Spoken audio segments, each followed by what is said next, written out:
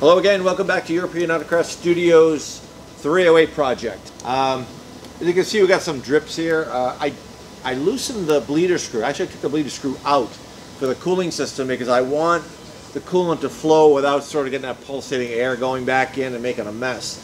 But I didn't want to take the cap off the coolant tank because that's a big hole. It's going to flow out too fast.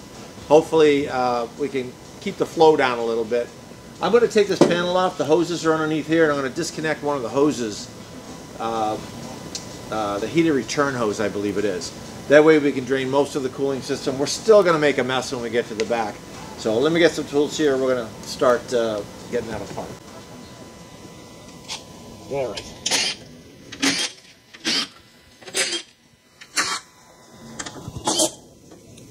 Okay. All right, we're just, if you come around here and take a look, there's a piece of cardboard here. I don't know if you can see that. That was put in to, I guess, prevent the battery from hitting the pipe. We're not going to need that. If there's any kind of problem there, or maybe to keep the heat off of it, I don't know why they did that. I'll take a piece of radiator hose and I'll just wrap this with it if there's going to be an issue. But this is the hose I'm going to take off, and we're going to drain coolant out of here. We have the big funnel. Hopefully we won't make too much of a mess, but I am not optimistic. Okay, let's see what kind of mess we can make.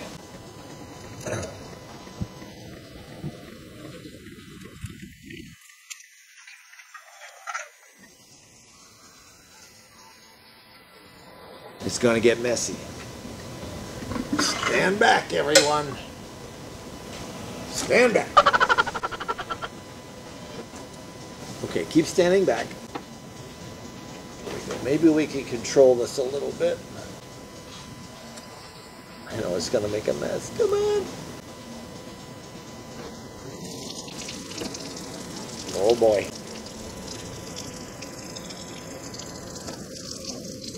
What a mess. Clean up in bay one.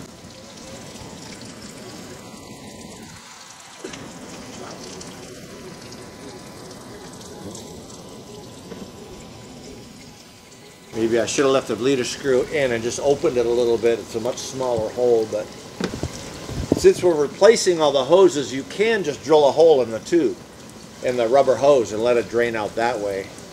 I never liked doing that, but that's a possibility. This is going to take a while.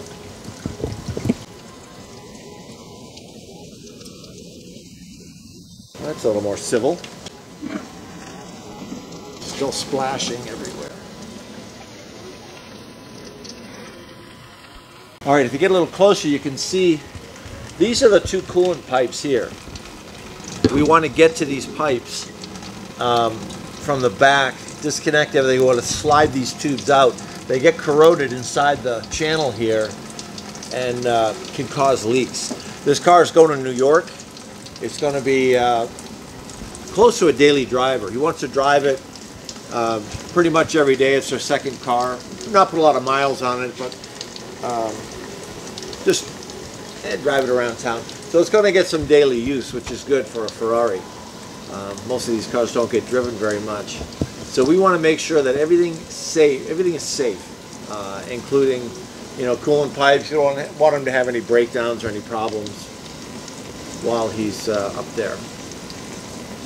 So that's the mission, is mechanically sound. Although I would like to do suspension bushings. They don't look too bad, but that's not going to cause any problems for him. And we're just going to watch this drain for a while. All right, we'll be back after this is fully drained, and we'll go to the back of the car. All right, the coolant's drained pretty much all we're going to get out of the front. I'm just going to put this hose back on here. It says a return heater, I believe, from the heater core. Pretty sure that's what it is. We got, we're still going to have coolant in the engine. You're not going to get it all out, so we'll still have a little mess in the back there. But for now, we get a lot of coolant out of there. Let me just see if I don't spill this when I take it off. There you go. There's quite a bit, a few gallons. Take the left rear inner fender out. We already took the right side out, but I'll show you what's in there. So we're going to go to the back of the car, take that out, and we'll see in a little bit. Okay, inner fender, we already took the wheels off. No big deal there, but one thing to remember is the rear lug bolts are shorter than the front. Go figure. But so you don't want to mix them all up, or if you do, you'll know the short ones go in the rear. One of Ferrari's geniuses. Okay, so anyways, inner fender's one piece. We take these bolts out here. There's nothing along here, but in the back here, there's a few more. You can see just a few bolts here. There's one missing down here. That doesn't go to the inner fender. That's just another panel that had a bolt in it. We'll fix that. So let's get going here. If I can see. Oh, there it is.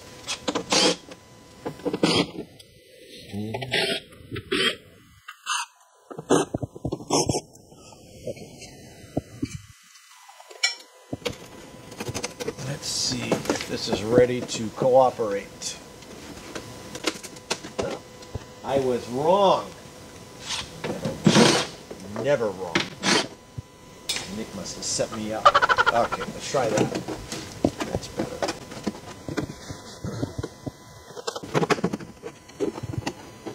Oh, this is tight.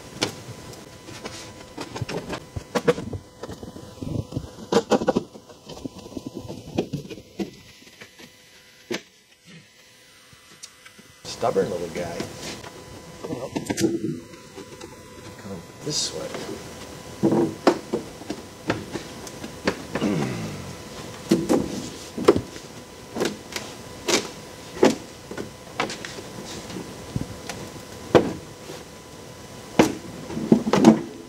A few moments later. Okay. Not the easiest to remove, but that seal is supposed to be all the way on there nice and straight. We're going to get these all washed up outside and cleaned up nice. My little gun still works. Yeah. All right. Inside here, this is the gear case for the clutch. These clutches can be done in the car quite easily, actually. But we're going to take this gear case off with the engine out. We're not going to do it now. Although, you know, we'll have a lot more room if we take this off in the car. Well, we'll take a look at that and see. Fuel hoses. Wow. I don't know if you can see this. This car, when we got the car, it's been sitting for so many years, the fuel pump was seized up. This is a fuel pump out of an old Rolls Royce. I just piggybacked so we could move the car. That worked pretty well. Oil separator here. This takes your crankcase ventilation air, sort of swirls it around in here, and the oil is drained back into a little nipple on the back of the engine, or in this case, the front of the engine, because of the way the engine is set. That's it on this side. We got some air intake tube. We'll go on the other side and take a look at what's going on over there. Okay, on the right side, we have another just ventilation tube. If you notice up in here, there's a little slot, and that's to allow the water, if you're driving in the rain, that allows the water to come out and not get forced up into the air intake. But that's it. This just blows air in the back by the exhaust. I'm going to do that right now. Simple stuff here, not the same as any other engine. Crankshaft pulley, we got a water pump we're going to replace. These are the timing covers, one on each side. There's supposed to be an air conditioning compressor mounted on this cover. It's missing. We were going to try to get air conditioning in there for him. It's not a concern of his. He doesn't really want to go to the expense of fixing the air conditioning. I told him now's a good time with the engine out, and we can put a new rotary compressor in there and make it run really well, but he doesn't seem too interested. Charcoal canister here for the evaporative emissions. And that's about it going on here. We're going to disconnect this exhaust flange and pull the rear muffler off. Exhaust flange here. And then of course the axles come out, but we're going to go down now, bring the car down and get started on the cooling system on the back of the engine here where the coolant reservoir is. We're going to take all that off and clean up that whole area so the engine will have room to come out. And we're going to start on that next. Okay, I know I said I was going to go up and take that rear cooling system apart, but a funny thing happened while the car was on the way up. I thought about something. Last time in another video I told you about the thermal time valve. It's not a valve. It's not a valve. It's a switch. Why would anybody call it a valve? What that thermal time switch does, it sits in the cooling system. It's just a little switch like this. This is the engine block, and this is coolant. Let's say the coolant's at 50 degrees Fahrenheit. There's one terminal here, one terminal here. This is grounded. We have our 50, which is starter. This is live when the starter is engaged, and this goes off to our, this is our cold start injector. Really great with the artwork. This is also grounded. So when you start, when the starter is engaged, so is this terminal. We got B plus here. It goes into this switch, and it comes right back out again and activates the thermal time switch. I think it's about 50 degrees Fahrenheit. This switch will activate. There's a heating element in here that will only allow this to run for 3 seconds, and then this shuts off and will not spray any more fuel after 3 seconds of cranking. If it's say 60 degrees, this is open circuit. This will not even allow this to flow. It has to be below a certain temperature, and it has to be while cranking, and it's only for 3 seconds. After the 3 seconds is up, it's no longer spraying fuel into your intake manifold, which is a good thing. Secondly, the warm-up regulator does all the enrichment anyway, so when the engine is cold, it's getting more fuel anyways. So you really only need this as almost like an accelerator pump shot, just to get the fuel vapor into the intake manifold so it can start quicker. But I just wanted to show you that on the thermal time switch. It's not a valve. And also, while the car is on its way up, I did a little work while you guys weren't looking. I did take the exhaust system apart, and I had mentioned that this pipe over here connects to the muffler, then we pull the muffler out. Well, on a 308 GT4 European model, there is no catalytic converters. It goes directly to the muffler. So I pulled all the exhaust off the back. I still have to get the rear manifold off. We also removed the axles. That one, the bolts are out. It's just ready to come out. I have to maneuver that axle out. I did all that while you guys weren't looking because we got kind of busy and we couldn't get the video on it. But there's a pile of parts over here on the floor. So there's the pile of parts on the floor. We've got the crossover pipes, 2 catalytic converters, and the rear muffler. So that's that. We're going to get the rest of the cooling system off in the back. All right, but before that, let's turn around. I want to show you something with this Bentley here. It's a 2000 Bentley Azure convertible top. These are sort of known. These in the Rolls-Royce, the Corniche is a very same design for the convertible top hydraulics. So this is one of the big jobs I've got Nick doing. He's really good at this stuff. But these are all the convertible top hoses that control all the top movements. There are, I think, 25 hoses.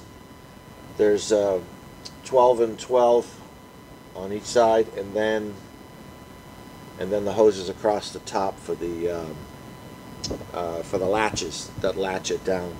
So all these hoses have to be replaced, and all the cylinders, the little hydraulic cylinders that drive the convertible top, all have to be rebuilt. So a lot of work here, and he's doing a great job labeling everything. It's about a 60 hours of labor. It's crazy. So we're gonna get back on the Ferrari here in just a minute. Okay, now we're back. We're going to take the surge tank off, expansion tank. It's been called a lot of different things. So, let's see.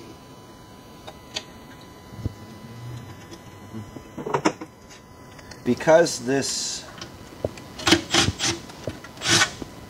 has a lot of emission controls on it, there's a temperature valve. It is a valve on this surge tank that will only allow the air pump to work, or the air to be diverted to the catalytic converters when the engine is warm, or to a specific temperature. Stubborn. Okay. We got it. All right.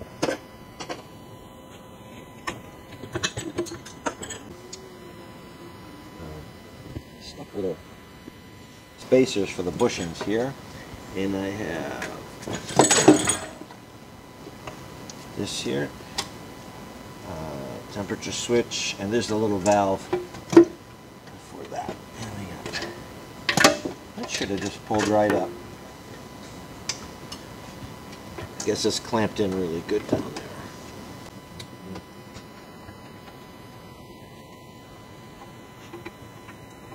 Okay. And there's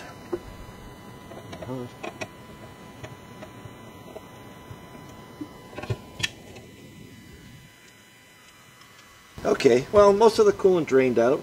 That's good. We're going to sandblast this and paint it up and try to get a new sticker for it. That way it looks a little bit neater under here.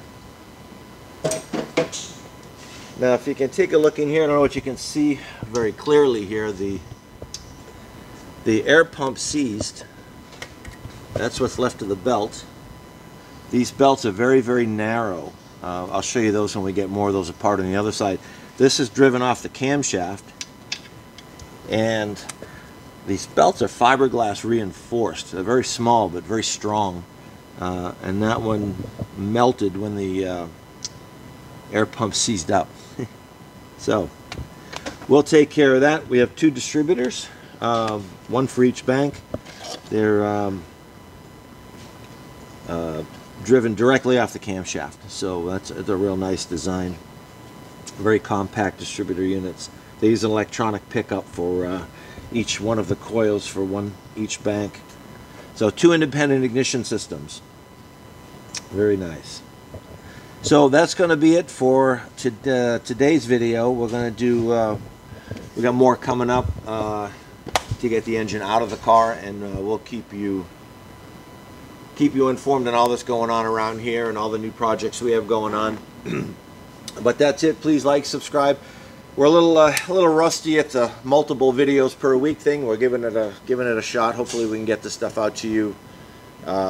Trying to get it on to maybe 2 or 3 a week, which would be great. For now, we're just trying to figure out how to make it all happen and make it work while the shop is still running. So that's it for today. We'll see you next time. Thanks for watching. Please comment. Let me know what you think about how we're doing things. And like, subscribe, please. We'll see you next time.